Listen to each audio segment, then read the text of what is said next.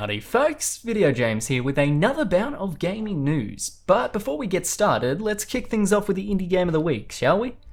Shopkeep is a medieval-esque store simulator where you sell wares, stop thieves and battle barbarians, gaining ever more profitable sales to upgrade your shop and really start running a serious business in the fantasy environment. Stock your stores with dangerous weapons, fancy hats, sturdy armor and magical potions. Let's start the news.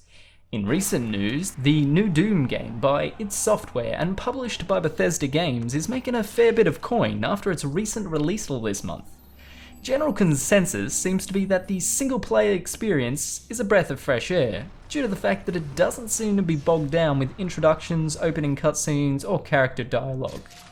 The game immediately starts and throws you into an action-packed, visceral world of chainsawing limbs and gibbifying demonic beasties. There was, however, before the release of the game, a minor bit of controversy about Bethesda not handing out review copies to gaming outlets and online gaming journalists. Their excuse was that they could not hand out copies due to the game not being part of a whole experience, due to SnapMap and matchmaking servers not being up.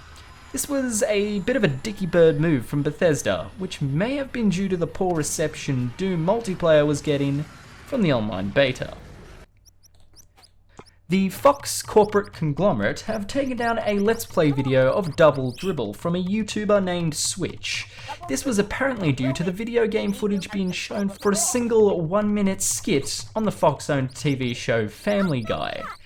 This seems to be another incident of the YouTube claim system stuffing up once again, as it has 1,000 times before. Seriously, Double Dribble came out in the late 80s, and it's no way affiliated with Fox or their products. I hope that YouTube can remove the claim and rightfully give Switch to back his video. Last for gaming news is that CD Projekt Red, the developers behind the Witcher video game series, have announced that they will be ending their involvement with anything Witcher related, after the release of their final piece of DLC for Witcher 3, Blood and Wine. Marcin Owinski, co-founder at CD Projekt Red, told all this to Eurogamer, but followed up by saying that they will in the next 6 years be working on their newest game, Cyberpunk 2020, with a supposed release date of 2017, as well as a mysterious AAA role-playing game after that. Well, let's go with the tech news. Let's start off with some Apple news, eh? Apple has just unveiled a new store in San Francisco's Union Square, and it's the template for a new style that will likely and eventually be replicated all over the globe, including the most significant Australian stores in Sydney and Melbourne, as well as an in-store garden grove for Genius appointments and a 6K resolution video wall. There's also a plaza that will be open to the public 24 hours a day with free Wi-Fi and musical performances. The large imposing metal counters of the current store's Genius bars have been replaced with Apple's new signature-long wooden benches and large potted trees in front of massive glass windows.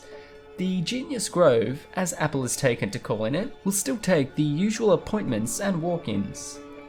But it's what's outside the store that actually sounds more interesting and involving than the store itself, especially if, according to The Verge, the majority of Apple customers prefer to buy rather than visit a retail location. Apple's Union Square Plaza space, a new idea found only at Apple's most significant stores, will be open to the public 24 hours a day with live musical performances, seating, and free Wi-Fi. It's meant to bring the Apple Store experience out into a space where customers, and potential customers, can feel more comfortable. And of course, the store has massive glass windows, each of the panes 12 meters tall. Continuing on with Apple, let's take a look at their new phone. An alleged new iPhone 7 leak is showing off some new and unusual features for Apple's upcoming flagship phone.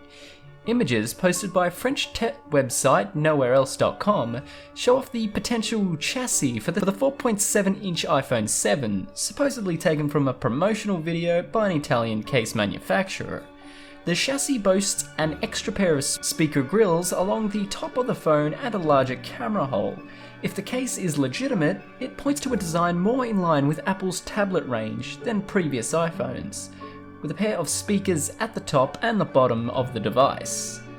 Previous iPhone 7 leaks have shown a device that looks far more like the current iPhone 6, and the fact that this speaker setup differs so widely is interesting. That said, these images do show evidence of already rumoured features, like the Lightning port replacing the 3.5mm headphone jack and a larger camera lens. Now for Microsoft, the phone woes seem to just keep coming for them. Microsoft, the software titan, said it would unload its low-end phone operations for $350 million to a Finnish startup and a unit of Chinese manufacturing giant Foxconn, which aims to revive the once popular Nokia consumer brand. Remember, Microsoft bought Nokia's mobile devices business for $7.2 billion. Yes, billion in 2014. The most intriguing bit of Microsoft's announcement is its language about the Lumia phones.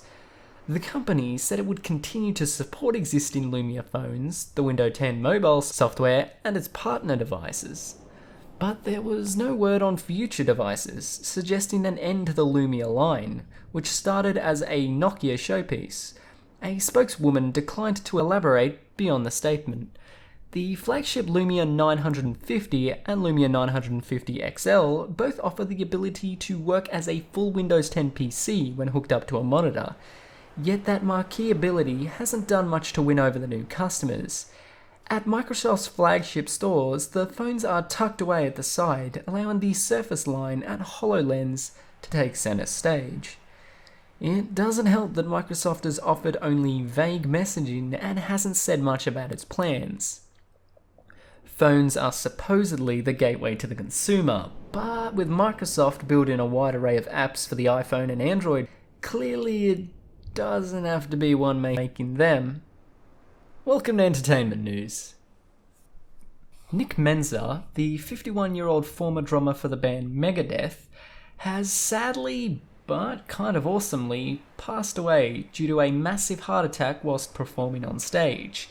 The artist was performing with his jazz band OHM in Southern California when he collapsed and, though receiving medical attention, died on scene.